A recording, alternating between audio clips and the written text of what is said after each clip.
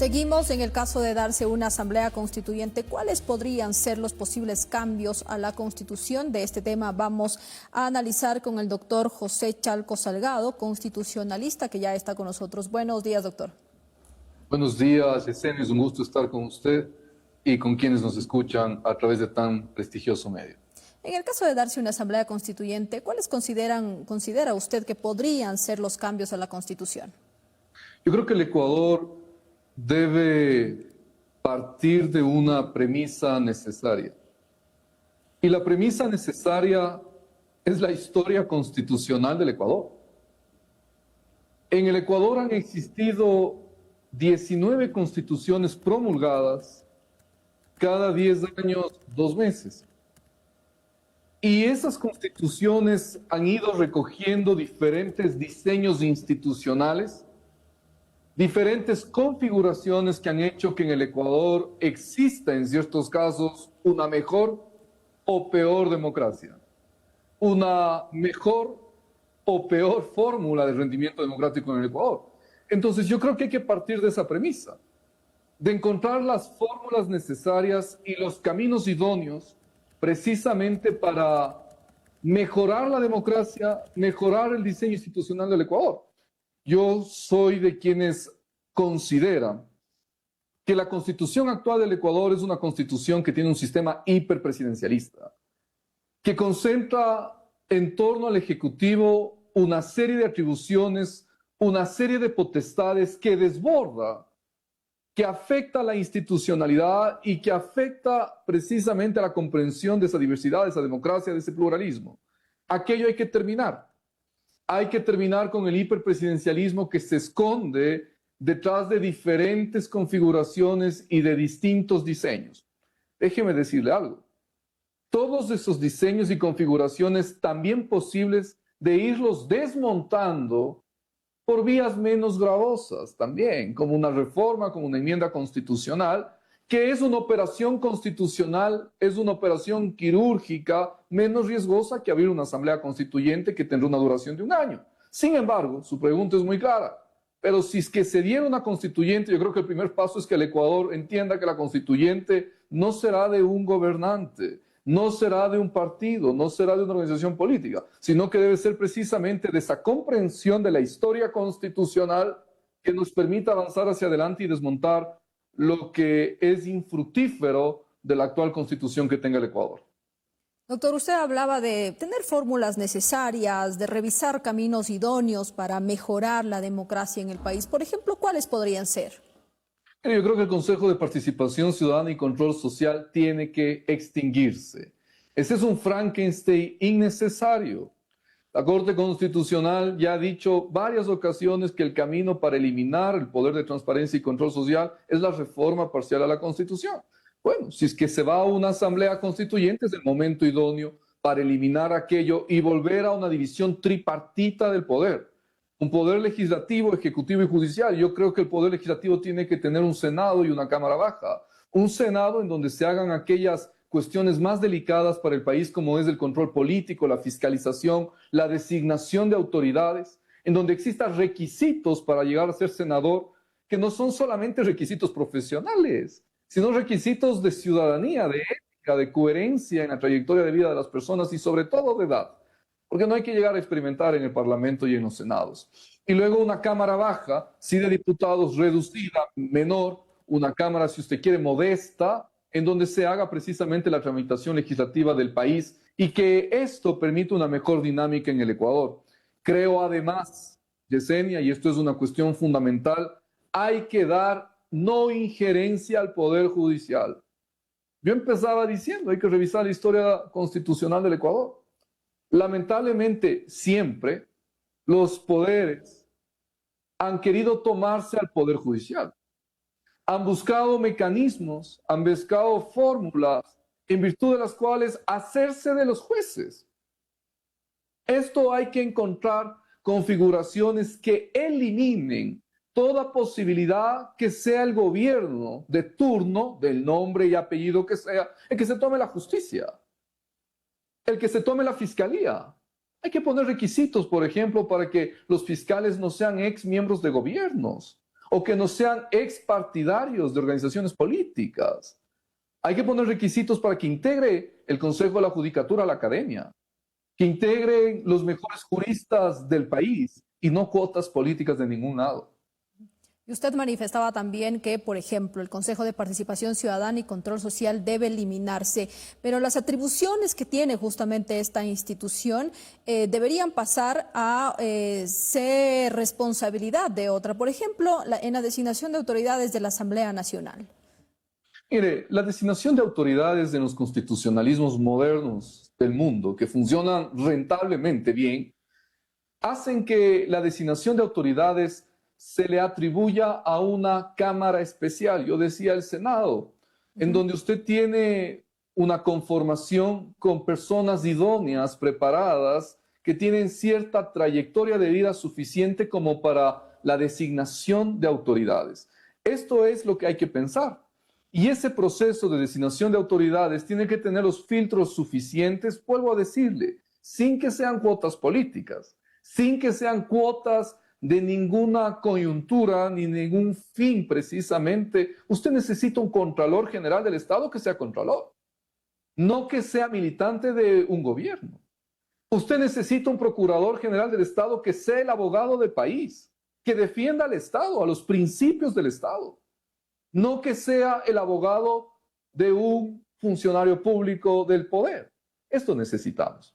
Usted necesita un Fiscal General del Estado que no sea un funcionario de gobierno. Necesita gente proba, idónea para que funcione la institucionalidad del país, lamentablemente siempre tan venida menos. No olvide usted que si los ecuatorianos aprueban que se instale una asamblea constituyente, habrá al menos un año para reflexionar sobre cuál sería la constitución que el Ecuador requiere. ¿Qué debería suceder sobre los órganos de justicia constitucional? Esta suerte de control constitucional en el Ecuador. ¿Se debe mantener la Corte Constitucional? ¿Se debe pasar a otra organización judicial del país? Yo personalmente creo que hay que dotar de autonomía a los órganos. Creo que hay que mantener la Corte Constitucional. Creo que hay que darles mayores controles a los jueces para que se alejen de posiciones ideológicas y se mantengan en posiciones jurídicas siempre, siempre. No solamente en una suerte de tiempos y contratiempos, yo creo que esto hay que pensarlo. Creo que hay que eliminar la posibilidad de un gasto excesivo del Estado en publicidad. Creo que eso no es sano para una democracia. Y creo que hay que blindar suficientemente al país de cualquier espacio de delincuencia organizada. Esos son los nuevos retos que tiene el país, en donde hay crimen que quiere tomarse las instituciones y la democracia. Los que detestan la democracia se la toman para al día siguiente acabar con ella. Entonces los blindajes a eso son indiscutiblemente la independencia, la no injerencia de los poderes que están destinados al control en el Estado. Estos son cambios sustanciales en el diseño institucional del país, más allá de los derechos. Mire, Yesenia, aquí se ha dicho barbaridades de que los derechos se han creado en la Constitución. Eso no es así. Los derechos humanos son inherentes a la persona, no necesitan estar escritos. Si se escriben, qué bueno, pero no es que se requiere que estén escritos, porque son inherentes. Entonces ahí no hay un problema. El problema en el Ecuador es el diseño orgánico. El problema en el Ecuador es el diseño institucional. Si se ha preferido la vía de una constituyente y no el camino menos traumático, que son las enmiendas y las reformas, bueno, la constituyente tendrá que reflexionar sobre estos mínimos. Y esta mañana estamos conversando con el doctor José Chalco Salgado, constitucionalista, sobre modificaciones a la Constitución en el caso de que se dé una asamblea constituyente. Usted decía también que la Constitución actual afecta a la institucionalidad y también lo que se tendría que hacer es terminar con el hiperpresidencialismo. Y en esto le consulto, doctor, ¿cómo se podría evitar que esto siga pasando? Mire, Yesenia, déjeme decirle con la franqueza y seriedad acostumbrada. La Constitución del Ecuador crea un nuevo sistema político en el país. Usted tiene los parlamentarismos, muy comunes en Europa. Usted tiene el sistema Westminster de funcionamiento en Inglaterra y el sistema presidencial que nació en Estados Unidos. En el Ecuador hay un cuarto sistema, a mi punto de vista, que lo he reflexionado y que es el hiperpresidencialismo a la ecuatoriana. ¿Qué es este hiperpresidencialismo ecuatoriano? Haber realizado ciertas características que incrementan el poder del presidente a demérito a menoscabo de otros órganos fundamentales para el control. ¿Cuáles son las características? Primero, que está en la Constitución. La Constitución debería ser un instrumento para frenar los abusos de poder, no para auspiciar los abusos de poder. Error 1. 2. El Consejo de Participación que hemos señalado hay que eliminarlo. Esto genera hiperpresidencialismo, porque a través del régimen transitorio se permitió que el presidente de la República se tome el Consejo de Participación y en consecuencia las autoridades que éste designa. Tercero, la muerte cruzada hay que reflexionar. ¿Es un balance necesario, equilibrado para el país? Cuarto, las fórmulas de veto presidencial, ese veto absoluto que inhabilita cuando el presidente sanciona una ley que el Parlamento lo siga discutiendo. El poder electoral, hay que pensarlo.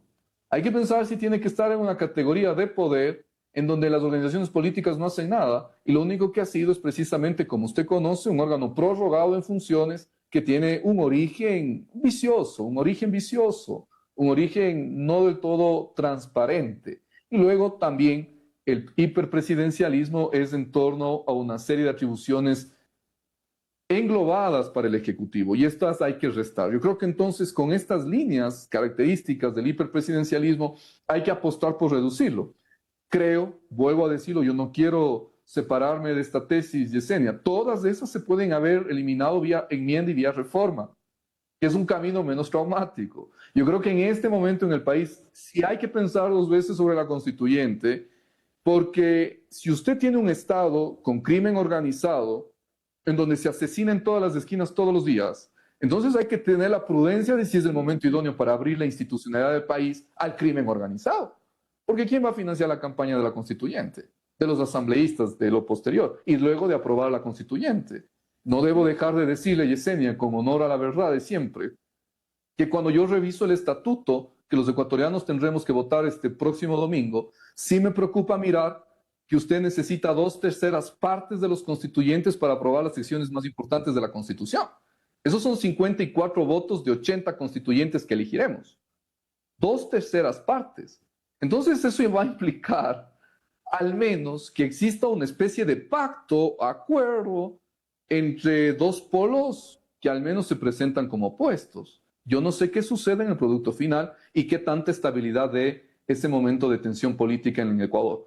Mejor hubiera sido las primeras 3 preguntas que usted conoce son de enmienda y reforma constitucional y por ahí mismo se puede avanzar en ir desmontando los Frankensteins constitucionales que encontramos. Doctor, voy a finalizar con esta pregunta porque entendemos usted también tiene otras actividades y es justamente si el 16 de noviembre la ciudadanía le dice sí a la Asamblea Constituyente y se tiene que dar paso a la elección de posibles candidatos, ¿quiénes deberían ser parte de esta Asamblea Constituyente que va a tener una gran responsabilidad? Gente con personalidad, gente seria, no madres ni padres de gobernantes. No miembros de partidos políticos, no funcionarios plenamente vinculados a un gobierno, porque las constituciones no son de un gobierno, no son de los hijos, son del país. Hay que pensar en talla país y en una mirada más largoplacista que el inmediatismo. El Ecuador necesita estabilidad y de presentarse la Asamblea Constituyente, vuelvo a decirlo, no es un espacio ni para madres ni para padres de gobernantes. No es un espacio para acólitos del poder. No es un espacio para simpatizantes absolutos de una tienda política. No, menos para bandas y bandidos. Es un espacio para los ciudadanos formados, con personalidad y que puedan tener la ética de poner al país por encima de los intereses de un grupo. Le agradecemos muchísimo por la entrevista. A usted, Yesenia, un buen día y siempre es un gusto. Gracias. Y hemos hablado con el doctor José Chalco Salgado, constitucionalista, sobre posibles modificaciones a la Constitución. Y el día de hoy en A Fondo hablamos de consulta popular, referéndum 2025 y en este último tema modificaciones a la Constitución ante una posible Asamblea Constituyente. Le invitamos a seguir con la programación de Gamavisión. Tengan todos un excelente día.